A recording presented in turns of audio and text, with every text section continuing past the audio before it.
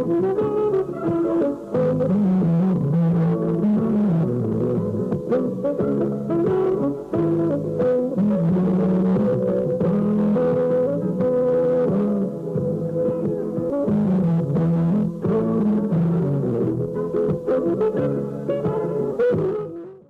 to have you join us on another exciting edition of Hot Seat right here on Ogun State Television. I am Moses Ojewumi, and today we've brought the seats to the residence, of our guests. Who am I talking about? He's a politician, a long-serving politician from Ogun West. In fact, former Deputy Speaker of the House of Assembly. That was between 1999 and 2003.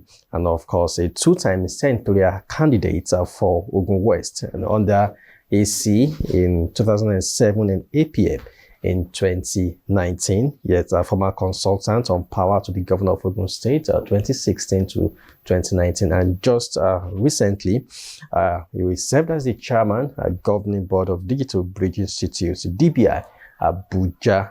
And yes, anyway, you are going to see his profile. Have you connected the dot already? And my guest today is Honorable Olusegun Gbeleyi. Are you welcome to the show? Thanks for inviting me to your program. Yeah, thank you so much. Well, there's a lot to know about him. His profile is quite intimidating. So let's get to see that in full. And when we come back, the interview segment begins. Stay with us.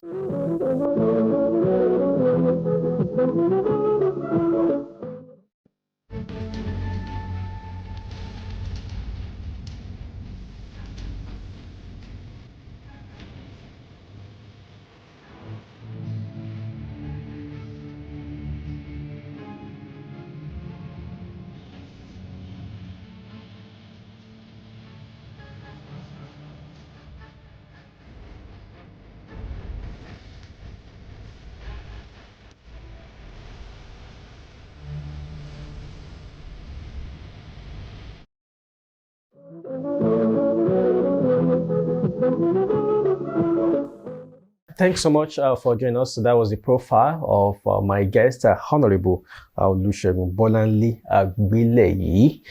You're welcome to the show once again.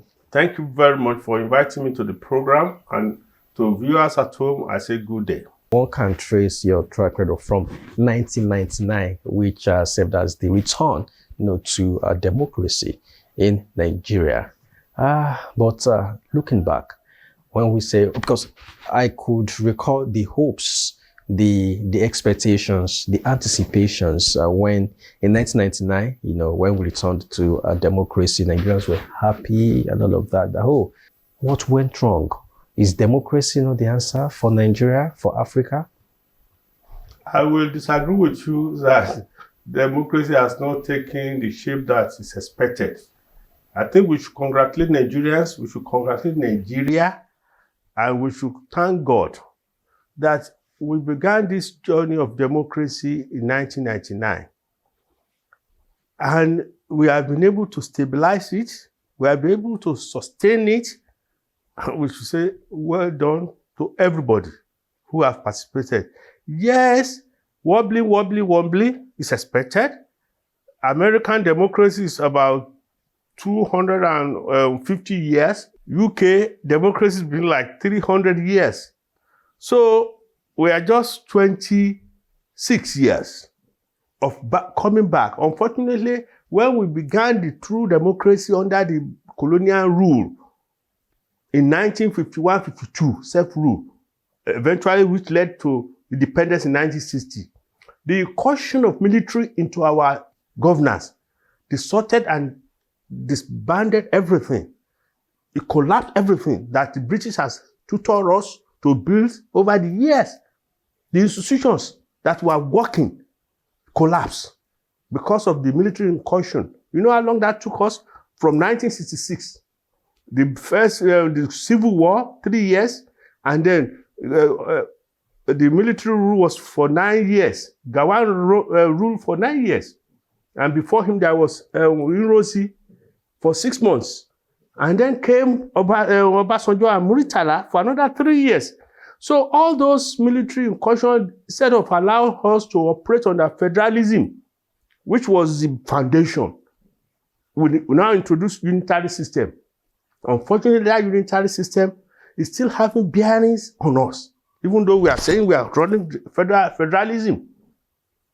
Federalism is where every state will manage their own affairs, the region were managing their affairs, and very little were being contributed to the central. And at that time, even Western region, Eastern region, Northern region, they had their own ambassador, agent general abroad.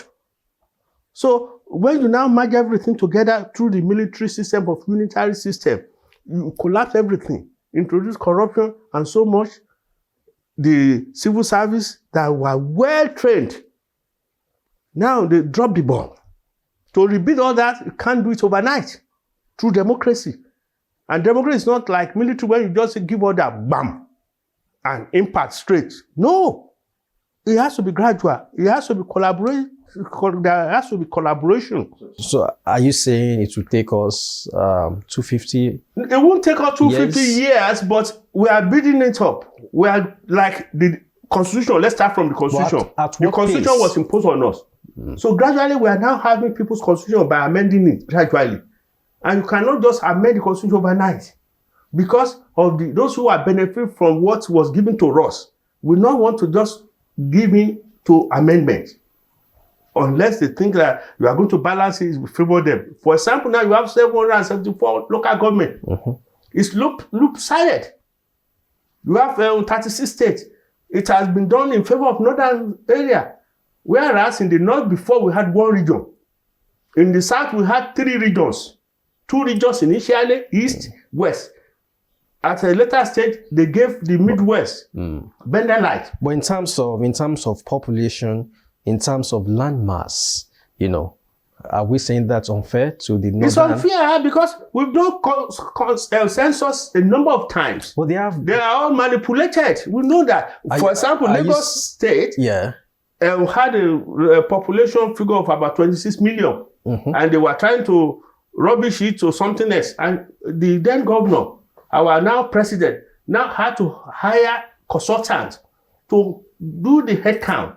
And when they got the figure, they said, can you contradict this? Bring in forensic expert, let us check. And they couldn't. So are you saying the numbers in the north doesn't add up? It doesn't add up. We have done that several days. That has been argued several days. That's on record. And even the Europeans, the British, the Britons that gave us independence, they've admitted a number of times that they did it to favor the north. Because they don't want we in the south to take them as enemy or to take them on head-on politically. They don't want us to really have that economic independence. But honorable, empirically, when you look at the rates of birth, in the north, their culture, the fact that yes, many of the men will marry multiple wives, they give birth to multiple children. As it stands now, we're talking about yes, Nigeria has about 15 million out of school children. Much of that concentrated in the north.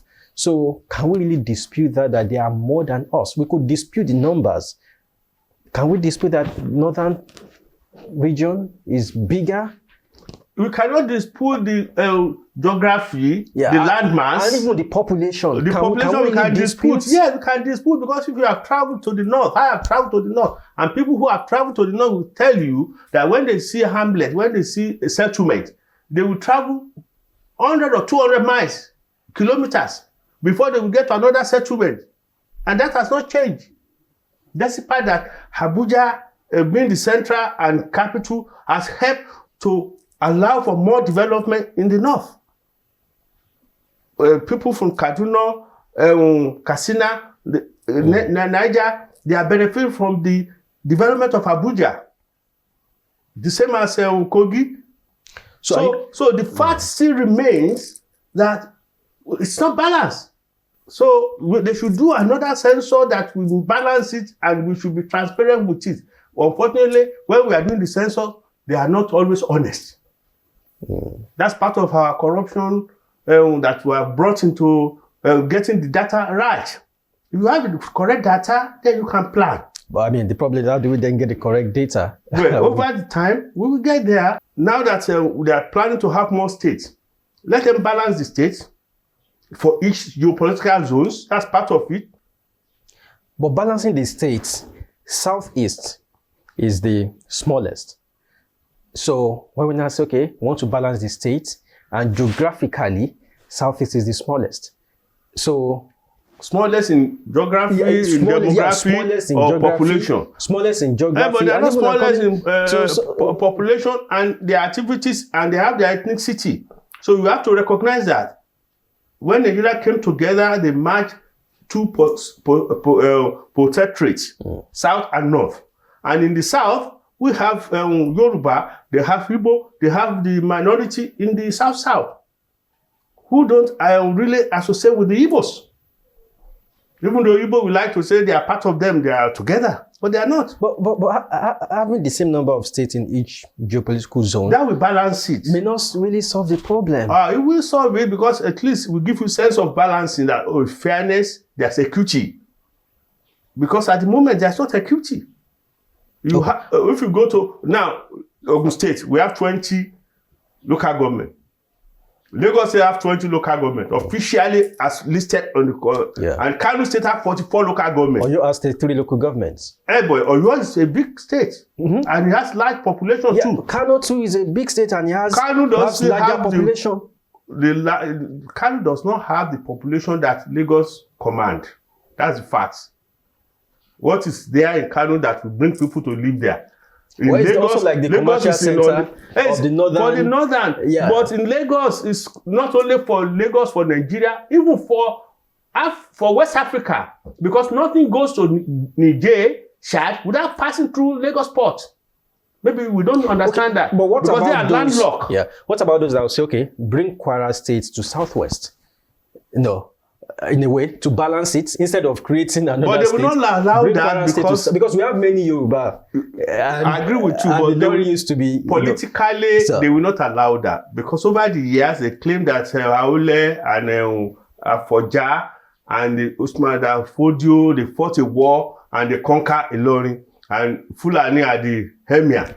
So they will not really allow that. That has been attempted a number of times to get Kwara to be Yoruba, or to be in the Southwest, but they resisted. Even Yoruba who are there feel comfortable to be associated with the Northerners. How do we agree? Because Oyo State will say, oh, we are so big, then we need another state. Also, Ogun State will also say, the Jebu will say, okay, we want our own states. And other states too. So how then do we then agree to say, okay, because if there will be an additional state, maybe it will be 1 or 2, so the federal government cannot satisfy everybody. Absolutely. But there has been an arrangement and there has been a template for it. Because what happens is that when the colonial government was there before independence, they had what they call provinces. And most of the provinces are now states, except for here, where Ijebu province is not a state.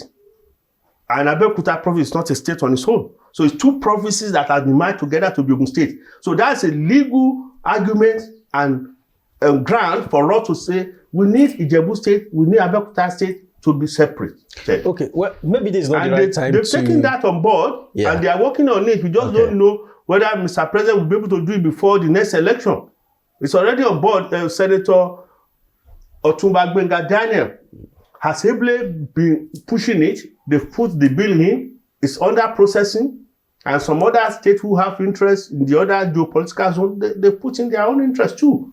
So on balance, we may be lucky that they will allow for it. If they allow it, that's balancing. And that's the democracy. Yeah, that's part of the debate of democracy we are talking about. At a point, when we are still trying to get our footing, economically, is it really right to create additional states when some of the states we have are trying to also find their footing? Is it right? It is right. It the right time? It is right. So what about the funding? There is no time that is not right or practicable or visible or viable, because once you give them the opportunity, they will think out of the box. They will be creative and they will create environments that will be enabling for investment, for industry to grow.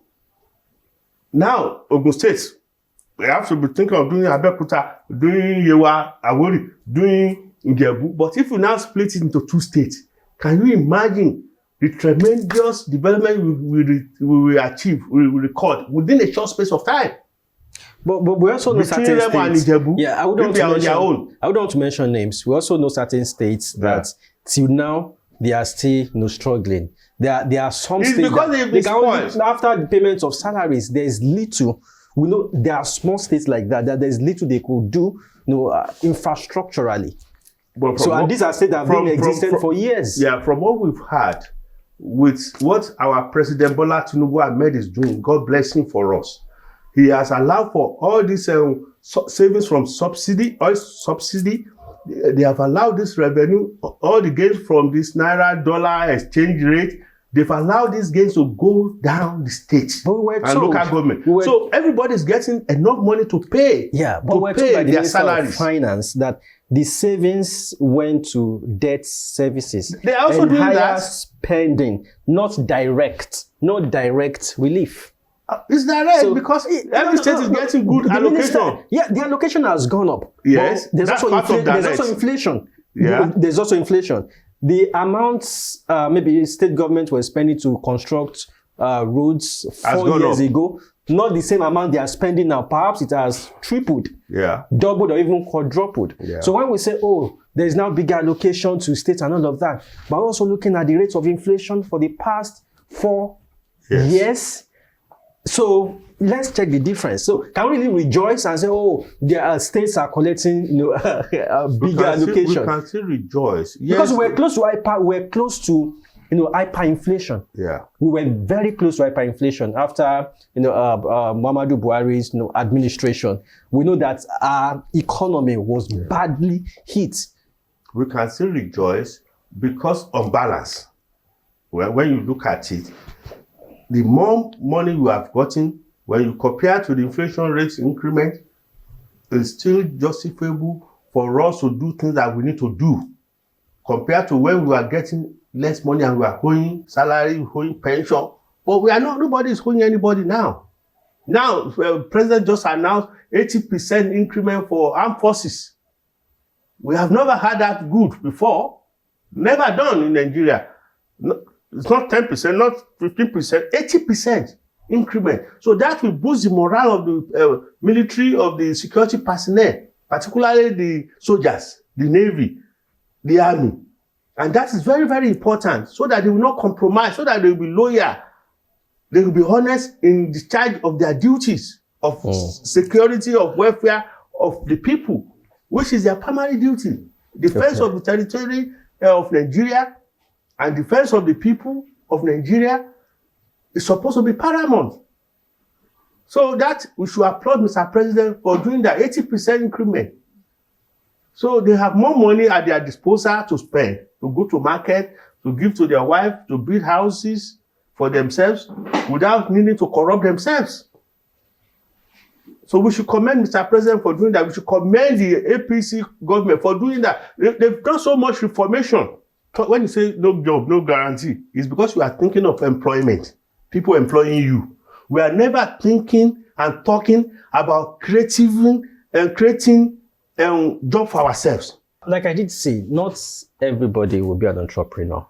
Some people would be, serve as employees. Then maybe for them they will find their footing, they go into business.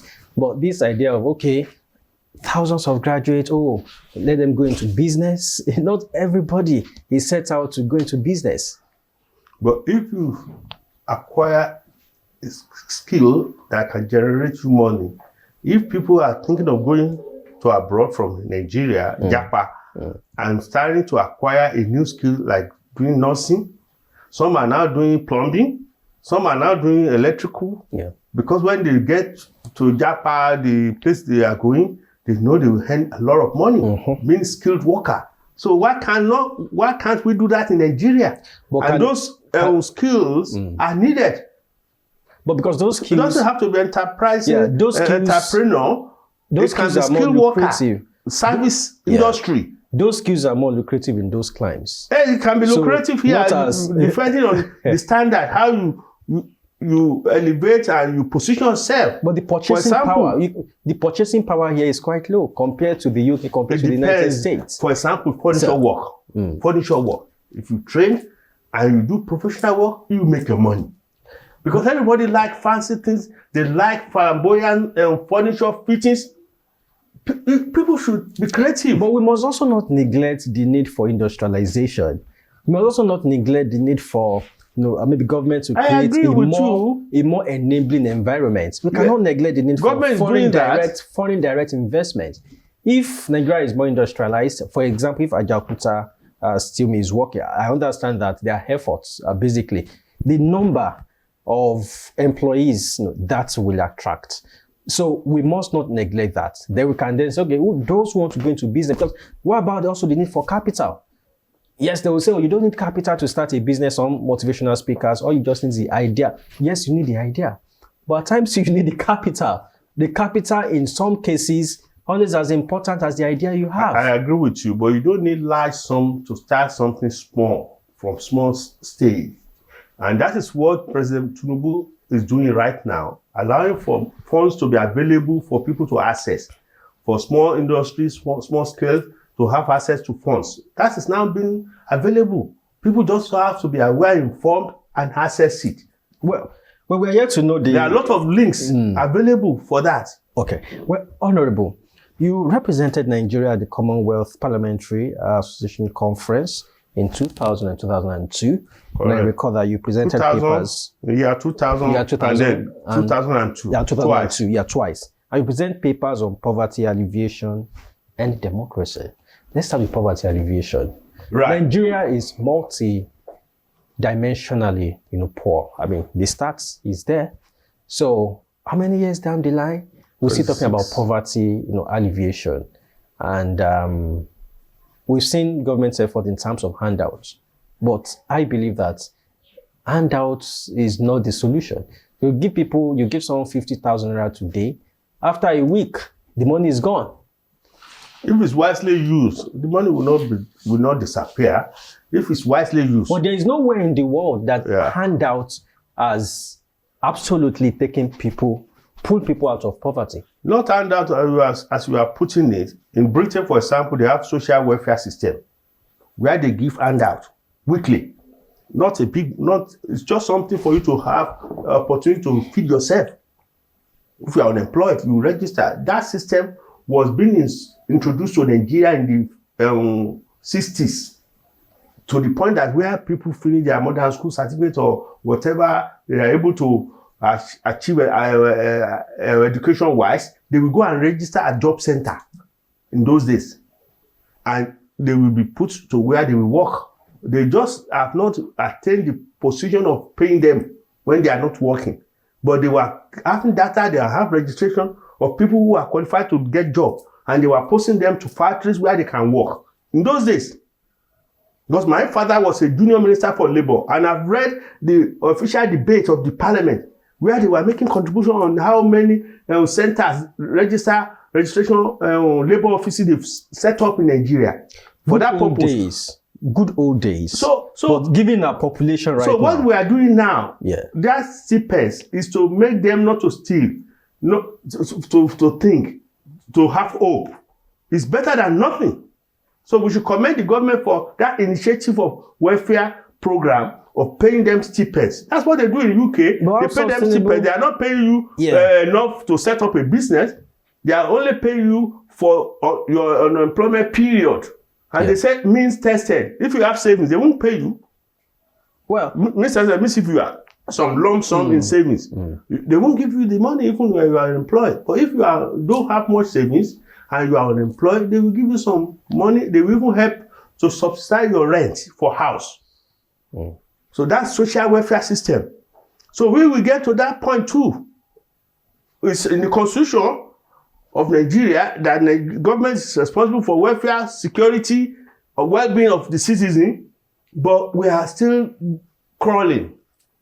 When we get to the point of implementing the principle of the constitution, people will enjoy it. Well, we know how China achieved this. It was achieved through industrialization, because when there are employment opportunities, when the environment is quite enabling. For example, I argue that if there's constant electricity, that alone, would make more Nigerians to be prosperous. And if the constant electricity is also affordable, and I could see for your profile that you served as consultant on power to the governor of Ogun State, I think between 2016 and 2019. That's correct. Yeah, and I know that the president, during the electionary campaign, he did talk about, Nigerians will give you constant, electricity. So I'm looking at it from social amenities.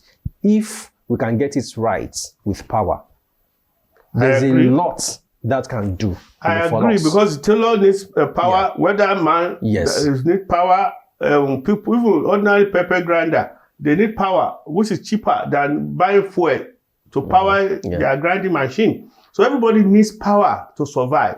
So, and that is why President Tinubu has made it easy for everybody. How? He has allowed for a law since he came in that every state can generate their power. Even companies can generate power and distribute.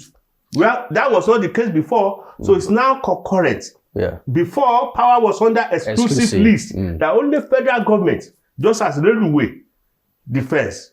But on this power and railway, the federal government has allowed that state can create their own. And that's why Sanwo-Olu is doing railway services in Lagos now. Not only that, they are also doing power station. And not only that, even Ogun State, where we are today, Governor Otumba, His Excellency Otumba Gbeleyi, he established IPP to power the secretariat. And when our His Excellency Senator Gbeleyi Amosun came in on board, he entered that project. That's when I was appointed. And we even expanded it. And also the current... And that IPP is still functioning. And a lot has been done. That is where they now power all the assemblies, all the quarters of the commissioner, the secretariat in the daytime. So in the daytime, they will offload from this residency to the offices. So after 4:30, they will now change over again to residency to be powered in the evening. So that's how they'll be managing it. And that's dependent power supply. And the president has allowed for that to happen everywhere. And a number of companies, even all these Chinese that have a free trade zone, they are generating their own power, reducing the workload on the national grid. So much is being done. Yeah, and you must also know that it takes time. It takes time for you to start having to see the impact. Yeah, but soon that the current administration led by Prince Akpabio also done a lot in that regard. But I'm looking at it nationally, given the megawatts we generate compared to what South Africa, which has about 60 million people. Nigeria, I think we are still hovering around 4,000 million, 4,000 megawatts. I can't recall the last time we even hit 6,000. Work is ongoing, and when the result comes out, it will just be like Dangote. I'm talking about the national grid now, not the companies, going off grid and all of that. I'm talking about the national grid. The national grid, there will be issue. Incessant collapse of the national grid. I will explain, because I serve as a consultant on power, and I learned so much during that period. I will explain. Over the years, we have allowed institutions, establishment to collapse without maintenance. All those wire, the power line you see, they have lifespan. Maybe they'll be 50 years. They have not been replaced. And you expect them to carry the same energy, the same power from Kandy to Lagos. It's not possible. And it will not take overnight to now wire from Kandy to Lagos. It cannot take overnight. Thousands of kilometers, hundreds of kilometers that they have to do. So when I was in government with Senator Gbeleyi Amosun, I was in charge of the federal projects by Nigerian Transition Commission, TCN, where they were giving us 103 new power line into Lagos and Ogun, and the line has to pass Ogun. So I'm sure the project would have been completed by now. So that is supposed to enhance the national grid supply of power, because those power will be dropping as coming along. And the more strong they are, the more chances of having at least 90%. Otherwise, you are having 50% of the power generated supply. not the 100%. You can't even have 100% transmitted anyway. We've expended trillions on power. I could remember about Sojo administration spent a lot. Yeah. We've signed, MOUs with Siemens almost every quarter. Yeah, we are signing this MOU with Siemens Energy and all of that. We are still where we are. I think we are at a point where we have to move forward now. Megawatts. So I'm talking exactly. I'm talking about something, substantial, something exponential. That's what we need in the power sector. Yeah, I agree. We can't keep hovering around 3,000, 4,000 megawatts. I fully agree. Of over 200 million people. I agree. I agree with you. And President promised us. But you are talking about national generation. I'm talking about national generation now. There are so many other embedded generation that is not being captured. It's not being. We are not being told of. They are not collecting all the figures to say what we are generating, both private and national grid is so. So those private initiatives are reducing our demand on national grid, even though the target for national grid is 5,000 or 10,000. But all the others generation is not being mentioned. Yeah, but which is not fair on the gains of this government. The reduction is just a little. Because in Agbara, for example, the Chinese free trade zone in Gbeleyi, they are generating about 20 megawatts, and there are other companies in the Agbara industrial estate there where they are generating their own power. That's of Gbeleyi, the Chinese free trade zone. That's 20 megawatts. They are using on their own. They are not depending on our national grid. But despite that, electricity is not constant. And there are a number of companies on this corridor of Kobape. Yeah, they are doing the same thing, generating their own power.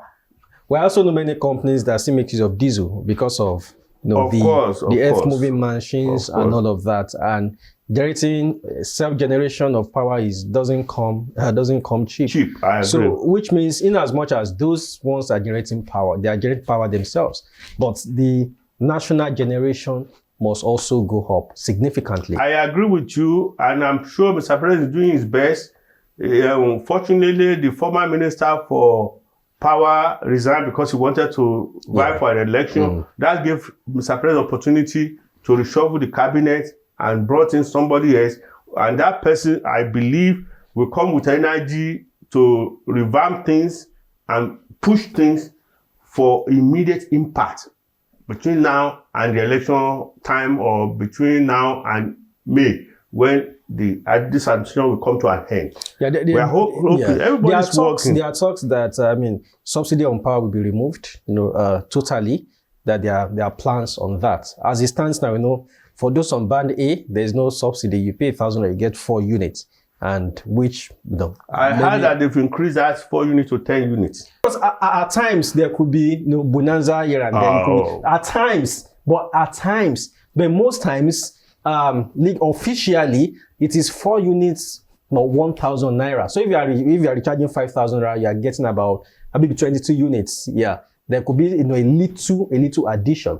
So now that there are talks of if you want to improve the power sector, then everybody must pay and pay well. So if subsidy is removed, subsidy has been removed from the oil. We're talking about subsidy removal again from power. So what subsidy would Nigerians enjoy?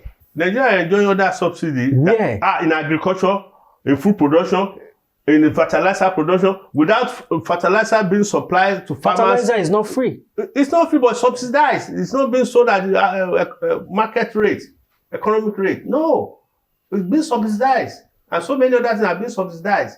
So the fact that they've removed from oil, from fuel, and power, that does not mean everything has been removed. Now they've given something back on education, giving us student loan for all our students. Whether you are rich or poor, those in you private can go to universities, university. Those in private universities because they cannot afford it. Because not everybody can afford it. If they cannot afford, why are they going to private university? There are those that parents will get loans here and there just to finance. They are investing on their children. So it's still not for everybody. So it's for everybody. If you go to private, that you can afford it. That's what we call means tested. If I have the money, I can send my child to anywhere. But if I don't have the money, and I have many children, and government has helped to provide grants, that means all those children can have the opportunity of going to universities. That's what it means. We should commend President Tinubu for that. If we didn't do that, we won't have them in university, or they will be nagging or complaining to other relations to send them money. My son, my daughter, two of them just will be giving admission, help me. That's all the messages you'll be getting. But now we get less of that or none of that anymore, because the grant is now available and they are taking it. 250 billion. Yes, it's a loan, not a grant. Back when they are working. Yeah, that's what I'm saying, that it's a loan, not a grant, because we made mention of grants. Loan. Yes, it's a loan. Student loan. Yes. So they will pay you back. That's the way it is in Britain, everywhere. So why is our own Nigeria will be different? But that's not subsidy. We want government to provide everything for everybody free. No, not everything for everybody. And when we talk about paying tax, how many people are paying tax or ready to pay tax? Well, the onus lies on the government to ensure that those in informal sector. I am married. I have so many children. And so that we won't pay anything. But Nigerians are also asking for basic amenities. Government can have enough revenue to do many social amenities for us. Okay, now let's move to ICT and digital governance, which you recently served as chairman, governing board of Digital Bridge Institute (DBI), which is under the NCC. I mean, how was that experience? It was a wonderful experience. It was a great exposure for me. For the first time, I worked with people from the north, from the east, from the south, and from southwest, because all the 6 geopolitical zones have seats on the governing board. And I was privileged to be the chair of the governing board. And during that period of 4 years, I served from 2021 to 2025, December. I had that great honor of the board not being dissolved, even when Mr. President came on board. So we were able to achieve the status of the institute is the internationally recognized ICT center for Africa. And only 6 of them like that in Africa. So Nigeria is one of them. And that Digital Bridge is one of the International Center for International Telecommunication Union.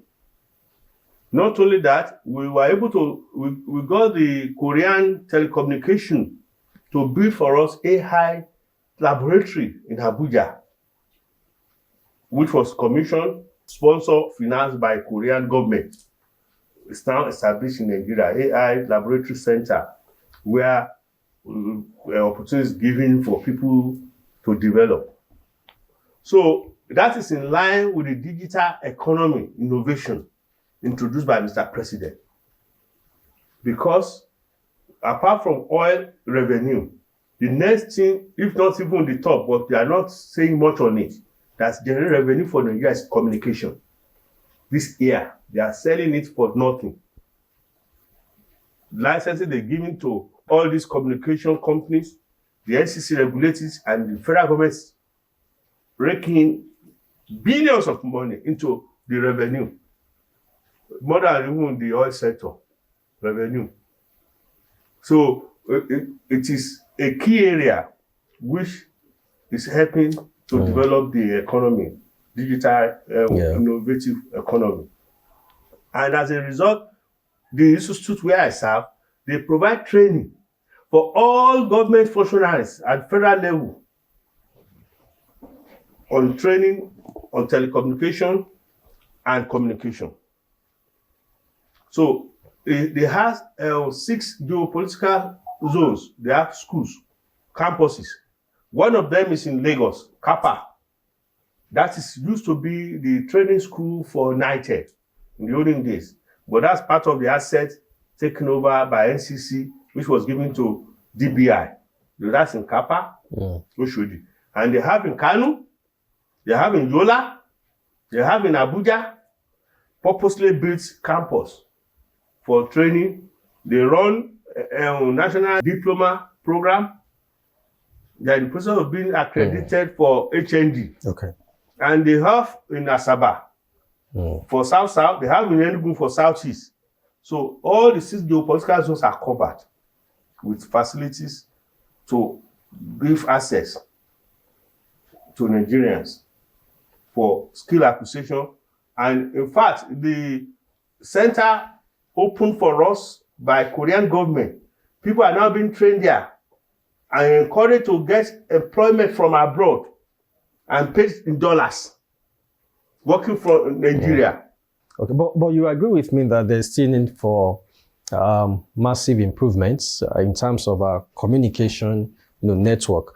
There has been talks about federal government rolling out, I think, 700 kilometers worth of fiber, optic, cable. I had that 2 years ago, but nothing has really. But there are talks. We don't know when that that's ongoing. When that will be implemented. That's ongoing because if you go to Lagos, it's ongoing in Lagos. You will see the pole, you will see the cable. I don't think they've come to Ogun State yet. Yeah, I saw sign of poles, but like the one I saw in Lagos, but I don't think they've started working on it for Ogun State. But that's ongoing. That's part of it. And not only that, the NCC have a special section. They call it special intervention. All these masts you see around, some of them are owned by the subscriber, the provider, the network provider, like Glo, they manage their own. But some of the others network, they have a co-location where they share one mast. But where there is no mast, where there is no communication network, the NCC do what they call special intervention, and they will build masts and allow all the network to hook on it so that people can call, they can receive messages, they can be connected. But there are also areas you get to. And that has been ongoing. Yeah, there are areas you get to, particular rural areas where there's no network. That's what I'm saying. There's special intervention by NCC where they now put or provide masts and allow all the network providers to hook on it so that people in that community can receive communication.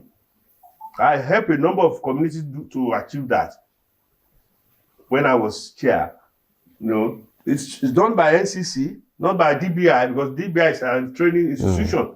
Yeah, because I still know multiple areas. I understand it could be work in CDA progress. Can write to it could NCC be work in progress because to inform them that we are in this community, Ojuolape or Temedire, whatever, and we don't have networking of all this. What about the response? They will respond. Is the response rapid? Is the implementation rapid? Because I know multiple areas where it's hard to encourage viewers, their CDA to write to NCC for special intervention for mass to be there. And that mass will be given to your community, and all the provider of a network will be hooked onto it to allow for subscribers to benefit and enjoy better communication. CDA can take that on board. But in areas that are sparsely populated, because it's about business, someone must power the mast. So for the network providers, they look at how many people are here? How do we even make our money? So who powers the mast? Federal government or the telecommunication companies? I thought I just mentioned that earlier on, that individual companies does their own, but some do what they call co-location. Yeah, that's what I'm saying. For example, in areas that are not do their own independently. Yeah. So where they think they have subscribers. In areas that are not well populated, that's my point. That in areas that, because I know many areas where till now there's no network. They will respond. I want to assure you they will respond. I want to assure viewers that NCC will respond. They have always been responding. Well, Honorable, let's move on. You are a PR expert. I mean, we were talking before the show, and you told me how you were the first to, establish a newspaper. Oh yes, as a journalist, as a publisher in the United Kingdom. And tabloid newspaper, the type of newspaper you read there. Does Nigeria have an image problem? Does Nigeria have an image problem? Well, maybe now, because of all this corruption and fraudulent acts of some few, damaging and denting the image of the majority. But before, when I was there, I got to England as a student in 1984. No visa. They give you a visa at point of entry. Unlike USA, you have to get visa before you can take a plane to go. They will not allow you on a plane. But to go to UK at that time, you just go and you tell them what you are coming to do, and they will allow you visa in. That's how I was allowed visa. I took admission. I studied there, and the image was good. Image was good. honestly. And before that period, image was even fantastic for those who were our forefathers who have gone to study there. They will give them financial credit facilities. Okay, I will shock you.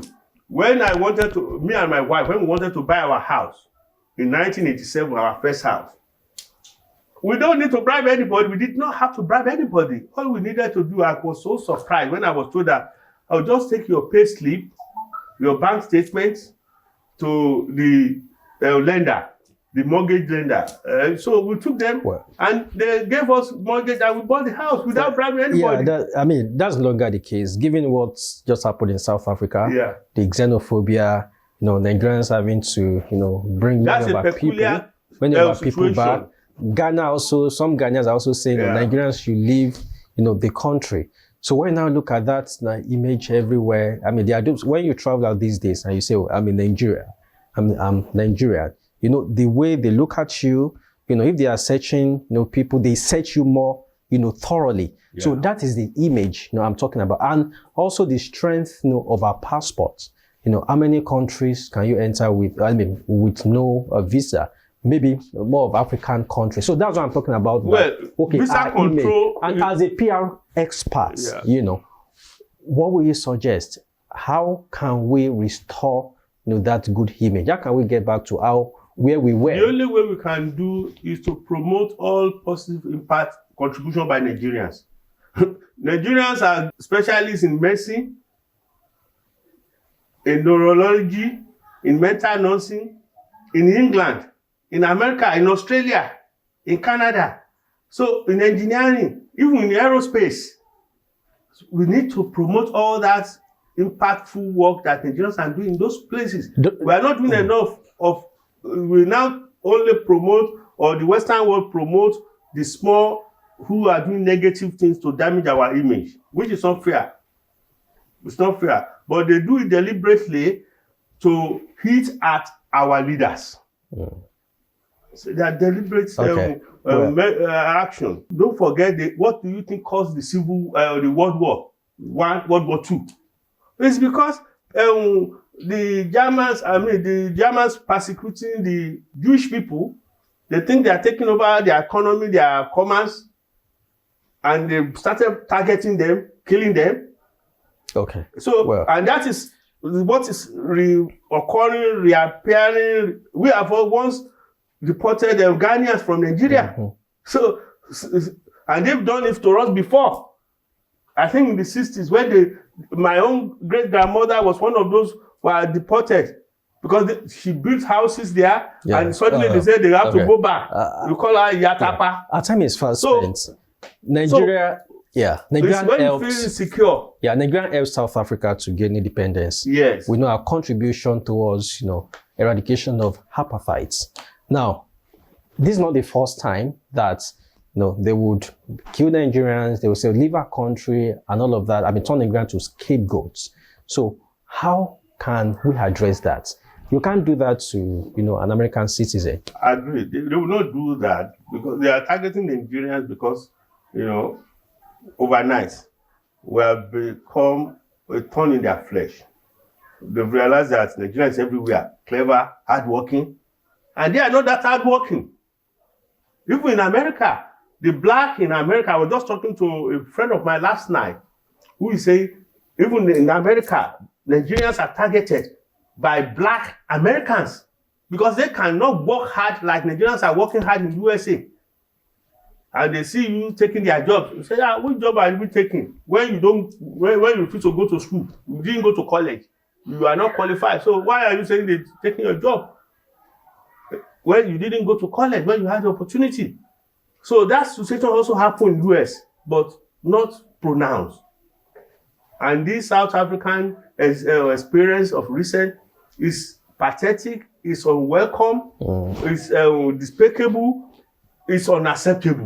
I heard Senator Oshomole saying, let's nationalize the South African companies in Nigeria. Yeah, because he believes Nigeria they're just looking at a way of targeting them back so that they will know the government there will take action against their citizens. Because they are saying it's not their government, it's not established, it's not institutional action.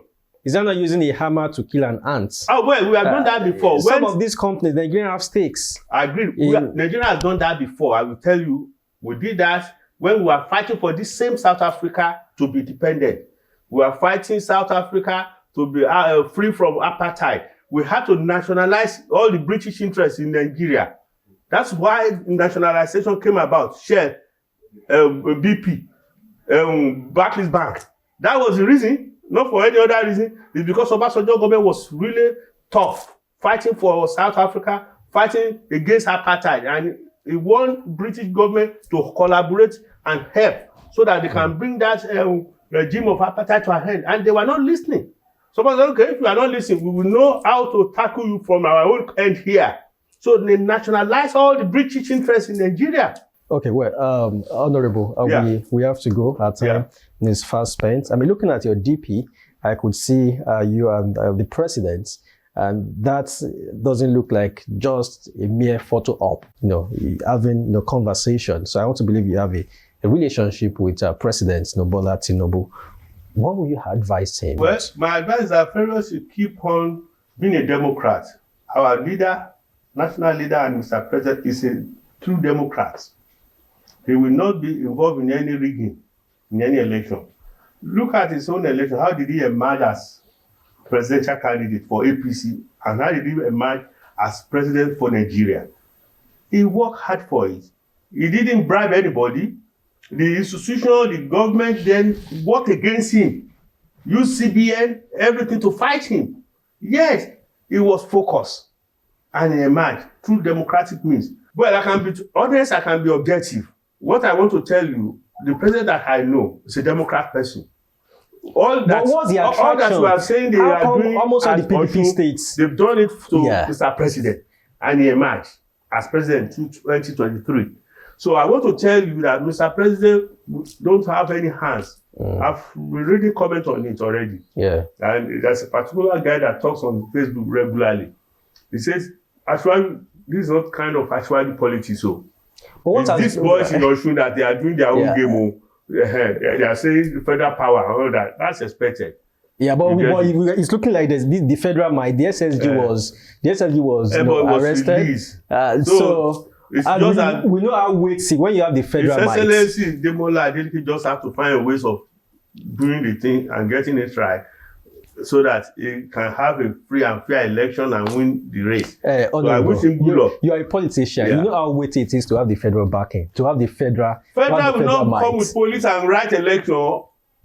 When you say federal backing, no, federal might. Let's talk politically. Politically, the federal might was federal might not there when Tinubu won the primary for APC. Was it their choice? No. If they had to have their way with the cabal surrounding Buhari, he would have been vice president. But Honorable, so what has been the attraction for the then PDP governors joining APC? The attraction is that everybody is looking for a safe havens. Safe haven? Yes, everybody is looking for protection. Protection. You blame them politically. Then that's a political statement. What protection are you talking about? Well, they don't want to lose. They don't want to be the only state against the mighty APC. So that's why they are joining. It's not that president is enticing them, and president cannot stop them.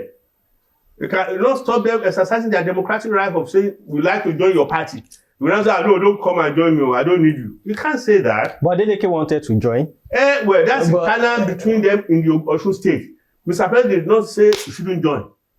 It is within them in the Osun state that they felt that it will be a threat to them, that maybe they will be excluded. Some groups will be excluded if he joins. Because if he joins, they will give him the ticket. He also have his team.